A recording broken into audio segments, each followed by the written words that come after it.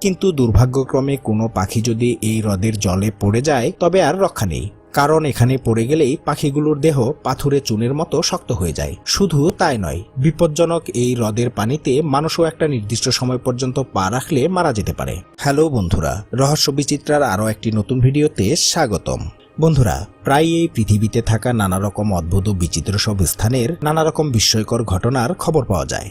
প্রকৃতির বিচিত্র খেয়ালে এসব স্থানে ঘটা নানা রকম প্রাকৃতিক ঘটনাগুলোকে বিশ্বাস করাটা অনেক সময় কঠিন হয়ে পড়ে।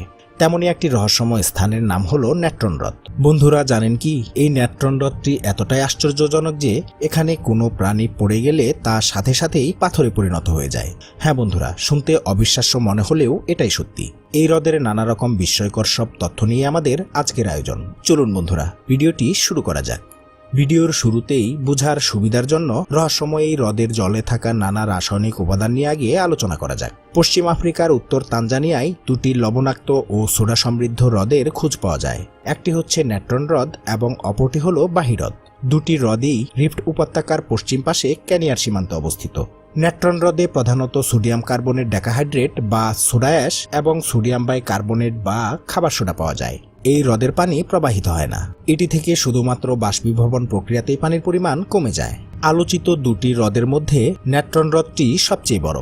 এটি 57 কিলোমিটার দীর্ঘ এবং 22 কিলোমিটার প্রশস্ত। অতিরিক্ত লবণাক্ততার কারণে প্রাণী ও উদ্ভিদের জন্য এই হ্রদটি মোটেও অনুকূল নয়। এই হ্রদের তাপমাত্রা 60 ডিগ্রি সেলসিয়াস পর্যন্ত বৃদ্ধি পেতে পারে। এর পানি অত্যন্ত ক্ষারীয়। হ্রদটি দেখতে কমলা লাল এবং গোলাপি বর্ণের, তবে শুষ্ক মৌসুমে তা নীল রঙের দেখায়। এই অদ্ভুত বর্ণ সেখানে থাকা ব্যাকটেরিয়া ও অন্যান্য জীবকণার দ্বারাই তৈরি হয়েছে। হ্রদটি দেখতে খুবই স্বচ্ছ, সুন্দর ও দৃষ্টিনন্দন। বন্ধুরা, এবারে এই হ্রদে ঘটা নানা রকম অদ্ভুত ও রহস্যময় ঘটনাগুলোর দিকে দৃষ্টিপাত করা যাক। সাধারণত লক্ষ লক্ষ ফ্লেমিঙ্গো পাখি প্রজননের উদ্দেশ্যে এই নেত্রন হ্রদের তীরে এসে থাকে। এখানেই বিশ্বের শতকরা 75% ফ্লেমিঙ্গো পাখির জন্ম হয়।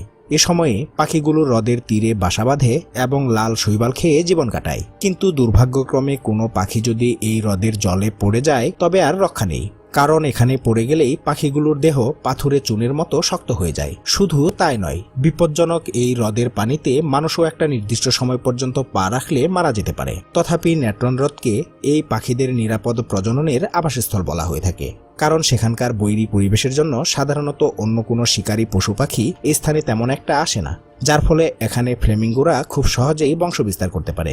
পর্যাপ্ত খাবার থাকায় এবং শিকারী প্রাণী ও মানুষের উৎপাত না থাকায় ফ্লেমিঙ্গো পাখির প্রজনন ও বাচ্চা উৎপাদনের নিরাপদ আশ্রয়স্থল এই নেত্রন হ্রদের তীরেই প্রতি বছর প্রায় 25 লক্ষ ফ্লেমিঙ্গো পাখির জন্ম হয়।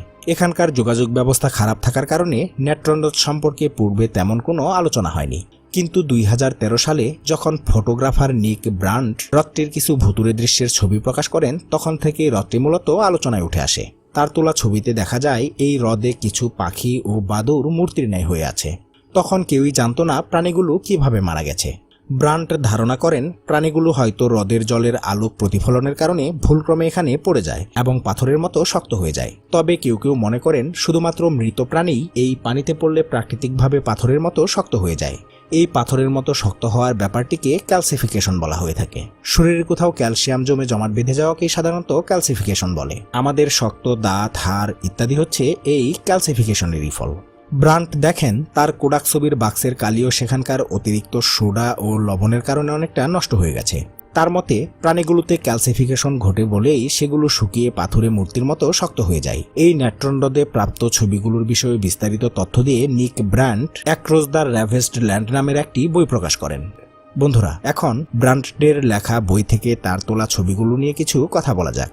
নিক ব্রান্ড অপ্রত্যাশিতভাবে এই নেত্রন হ্রদের পানিতে মূর্তির মতো পড়ে থাকা একটি ফিশিগল খুঁজে পান, যেটি প্রাকৃতিকভাবে অনেকটা মমির মতো হয়ে গেছে। তিনি তখন হ্রদের অতিরিক্ত সোডা ও লবণের কারণে শক্ত হয়ে যাওয়া পাখিটিকে তুলে একটি শুকনো ডালের উপর বসিয়ে দেন। তারপর মৃত্যুর পূর্বে যে অবস্থায় বসে থাকার কথা সে অবস্থায় ছবি তোলেন।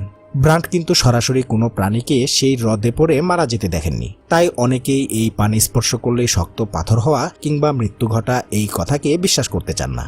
বন্ধুরা, ব্রান্ট এ সময় একটি বাদুড়েরও ছবি তোলেন। বাদুড়টিও পানির অতিরিক্ত তাপমাত্রা, উচ্চমাত্রার ক্ষার ও ক্যালসিয়ামের উপস্থিতির কারণে শক্ত হয়েছে বলে তিনি জানিয়েছেন। তাছাড়া 2010 সালে ব্রান্ট নেত্রন হ্রদ থেকে একটি মূর্তির ন্যায় ভাসমান ফ্লেমিঙ্গো পাখির ছবিও তুলেছিলেন।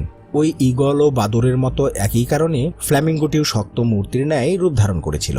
এছাড়াও ব্রান্ট এই হ্রদে থাকা পাথরের মূর্তির মতো হয়ে যাওয়া আরও কিছু ক্ষুদ্র ক্ষুদ্র গায়ক পাখিরও ছবি তুলেছিলেন। আর এই ঘটনাগুলো অতিরিক্ত লবণাক্ততা ও ক্ষারের জন্যই এমন ক্যালসিফিকেশনের মতো ব্যাপারটি ঘটে বলে তিনি দাবি করেন।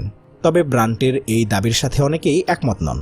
উটাহ বিশ্ববিদ্যালয়ের অধ্যাপক থুরে চার্লিংয়ের মতে পাখিগুলো প্রাকৃতিকভাবেই মারা যায়, পরে সেগুলোর শরীরের উপর সোডিয়াম কার্বনেট অথবা সোডিয়াম বাইকার্বনেটের আস্তরণ পড়ে এমনটি হয়ে থাকে। তাছাড়াও হ্রদের পানির রাসায়নিক পরীক্ষায় জানা যায় সেখানে ক্যালসিয়ামেরও তেমন প্রাচুর্যতা নেই। তাছাড়া ন্যাশনাল জিওগ্রাফিক চ্যানেলের বরাতে বিভিন্ন গবেষকের তথ্যমতে বাদুড়সহ অন্যান্য প্রাণী প্রাকৃতিকভাবে এই স্থানটিতে যখন মরে যায় তখন এখানে থাকা অতিরিক্ত লবণ সেগুলোকে জমাট বাঁধিয়ে ফেলে। ব্রান্ডের তোলা ছবির প্রাণীগুলো মারা যাওয়ার পর পানিতে পড়ে পাথুরে মূর্তির রূপ ধারণ করেছে নাকি পানি স্পর্শ করার কারণে মৃত্যু হয়েছে এ বিষয়ে মতভেদ থাকলেও এ ব্যাপারে প্রায় সকলেই একমত যে এই নেত্রন হ্রদে কোনো মৃত প্রাণী পড়ে থাকলেই তা মমির মতো শক্ত হয়ে যায়। তো বন্ধুরা, আজকের ভিডিওটি এই পর্যন্তই। ভিডিওটি আপনাদের কাছে কেমন লাগলো তা কমেন্টে জানাতে ভুলবেন না। ভালো লাগলে অবশ্যই একটি লাইক দিবেন আর চ্যানেলটিকে সাবস্ক্রাইব করে পাশে থাকা বেল আইকনটি প্রেস করে দেওয়ার অনুরোধ তো থাকলোই। কথা হবে পরবর্তী ভিডিওতে। ভালো থাকবেন সবাই, ধন্যবাদ।